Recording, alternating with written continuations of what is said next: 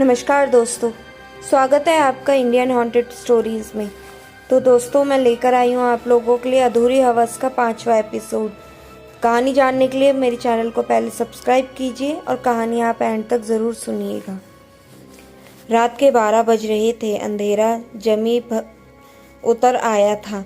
गुलशन की अम्मी इधर उधर बेसब्री से घूम रही थी। उसके चेहरे पर परेशानी के भाव मंडरा रहे थे। उसके मन में आज बेचैनी थी। 4-5 बार वो अपने शौहर को बता चुकी थी कि जब से गुलशन जिया के घर से वापस लौटी तब से वो कुछ बदली बदली सी लग रही थी। वहाँ से आने के बाद एक भी बार वो अपने कमरे से बाहर नहीं निकली। तब उनके शौहर ने एक दो बार कहा भी कि थक गई होगी तो आराम करती होगी अपने कमरे में। पर अब बात आपे से बाहर थी। सुबह से उसने खाना भी नहीं खाया था। रात को भी वो खाने पर नहीं आई तो उसकी अम्मी को टेंशन होने लगी। वह उसके कमरे के डोर तक पहुंची। 10 बजे उसे बुलाने आई थी। तब वो गहरी नींद में सो रही थी। उसे आवाज़ लगाई पर वो उठी नहीं थी, मगर अब उन्हें टेंशन होने लगी थी। रोज़ रात को 11 बजे तक वो टीवी पर उसके फेवरेट प्रोग्राम देखती, उसके बाद खाना खाती, फिर सोती। पर आज क्या हुआ था उसे कि वहाँ से आने के बाद वो एक भी बार कमरे से बाहर नहीं निकली थी।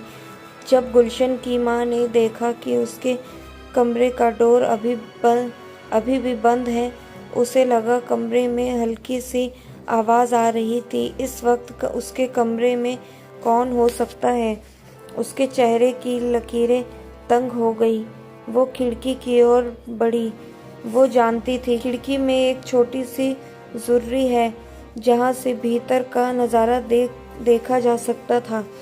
खिड़की के पास पहुंचकर पर्दा हटाकर उन्होंने अपनी नज़रें उस छोटी सी झुर्री पर सटा दी। भीतर का नज़ारा देखकर एक बार वहाँ से उन्होंने आंखें हटा ली। उन्हें यकीन ही नहीं हुआ था। अपनी तसल्ली के लिए फिर से वो देखने लगी। वही नज़ारा था। अपनी बेड पर गुलशन बिल्कुल निर्वस्त्र पड़ी थी। उसके दोनों हाथ किसी ने जकड़ रखे हो, इस तरह उस ऊपर की ओर फैले हुए थी। दोनों पैर भी विरुद्ध दिशा में फैले थे और उन पैरों में हल्की हल्की हलचल थी। गुलशन दर्द से बार बार कर रही थी। उसके होठ बार बार खुल रहे थे, सिकुड़ रहे थे।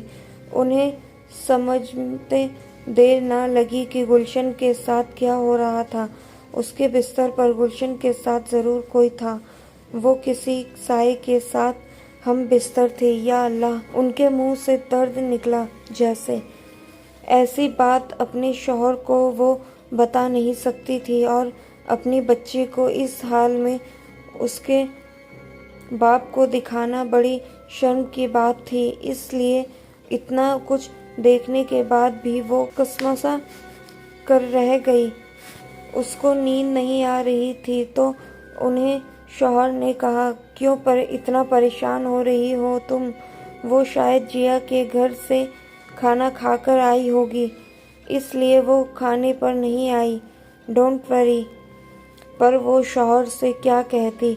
यही कि जाओ अपनी बच्ची को जाकर देखो कैसे तड़प रही है वो, और क्या हो रहा है उसके साथ। वह चुप हो गई थी, जैसे गहरी सोच में डूब गई हो। अब बच्ची को कैसे बचाया जाए, वही सवाल उसके मन में खटक रहे थे। गुलशन की अम्मी वो नज़ारा देखकर खौफज़दा हुई। जैसे पलटी वैसे ही उसकी सांसें रुक सी गई। चीखना था फिर भी हलक से चीख ना निकली। वो क्या देख रही थी? तौबा! ठीक उसके सामने गुलशन खड़ी थी। गुलशन की अम्मी को एक बार कमरे में देखने की जिज्ञासा हुई, पर उसकी हिम्मत ना हुई। गुलशन का नग्न देह उसकी आंखों में चुभ रहा था। किसी और ने गुलशन को इस रूप में देख लिया तो फिलहाल इस वक्त उन्हें डर गुलशन से लगा। वो अपनी बड़ी बड़ी आंखों से अपनी अम्मी को देख रही थी। क्या देख रही हो बुढ़िया? अपनी बेटी के मुख से ऐसी बात सुनकर गुलशन की माँ तिलमिला उठी। उसकी ज़ुबान तालू से जा चिपक गई। उसके मुंह से गंगे फेंगे होने लगी। गुलशन इस वक्त जैसे होशो आवाज में नहीं थी। वो आगे बढ़ी। उसकी आंखें गुस्से से लाल हो रही थी। तेरी हिम्मत कैसे हुई हमारे कमरे में झांकने की? गुलशन की माँ हड़बड़ाकर पीछे की ओर भागी। गुलशन उसका पीछा करने लगी। उसकी माँ काफी हद तक घबरा गई थी। गैलरी में लैंप की मध्यम रोशनी थी। इस वक्त किसी को भी ना देखकर गुलशन की माँ को लगा जैसे अब ये जान ले लेगी। वो अपनी जान बचाकर आगे के कमरे में घुस गई। उसकी सांसें तेजी से चल रही थी। यह कमरा पूरी तरह खाली था। एक बेड था, 2 बड़े बड़े सोफे थे। दीवारों पर पर्दे की सरसराहट थी और जान लेने वाला सन्नाटा था। दरवाजे को चटकनी चढ़ाकर वो लंबी लंबी सांसें ले रही थी। डर उस पर इस तरह हावी था कि वो बार बार पूरे कमरे में नजरें घुमा लेती थी। उसकी बेटी अब कोई पाशवी शक्ति के शिकंजे में फंसी थी। वो किसी को पहचान नहीं रही थी। किसी की भी जान लेने पर वो आमदा थी। उसका भरोसा करना मतलब मौत को जानबूझकर दावत देना था।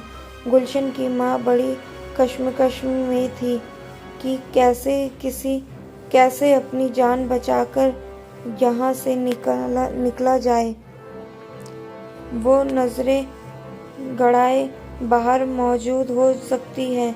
कोई और आ गया तो गुलशन उन्हें भी अपने लपेट में ले सकती थी। इस वक्त उसके रास्ते में जो भी आए वो बख्शने वाली नहीं थी। गुलशन की माँ ने हिम्मत करके फिर से दरवाज़ा खोला। गैलरी सुनसान थी। कोई भी चहल पहल नहीं थी। सब कमरों के दरवाजे बंद थे। गुलशन की माँ को इस वक्त दौड़ लगाकर अपने कमरे में घुस जाना ठीक लगा। वो भागी जैसे अभी भी उनके पीछे भूत पड़ा हो। वो अपने कमरे में घुसी कि उसकी रूह डर से कांप उठी। उसके सामने बड़ा ही खौफनाक दृश्य मौजूद था। वो अपनी जगह पर ही कांपने लगी। आगे की कहानी जानने के लिए मेरे चैनल को सब्सक्राइब कीजिए। मिलती हूँ मैं आपसे अगले एपिसोड में। तब तक के लिए इजाज़त दीजिए।